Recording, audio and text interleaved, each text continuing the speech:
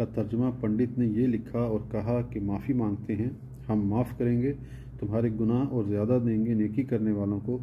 उस पर पंडित ने ये एतराज़ किया है, भला ये खुदा की हदायत सबको गुनाहगार बनाने वाली है या नहीं, क्योंकि गुनाह माफ़ होने का सहारा आदमियों को मिलता है, तब गुनाहों से कोई भी नहीं डरेगा। इस वास्ते ऐसा लिखने वाला खुदा और ये खुदा की बनाई हुई किताब नहीं हो सकती।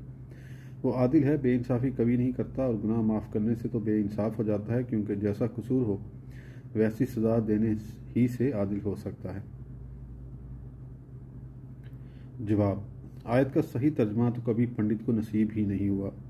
उसकी कहाँ तक शिकायत की जाए। अब आपके एतराज़ को देखिए किस कदर अक्ल व दानिश से दूर है। उम्मीद उफ़ को आप सबब गुनाह करार देते हैं। ये फाहिश तरीन गलती है। आपको ये क्या मालूम होगा कि आप कब जानते होंगे कि मग़फ़िरत व माफ़ी से मायूसी बसा औक़ात आदमी को गुनाह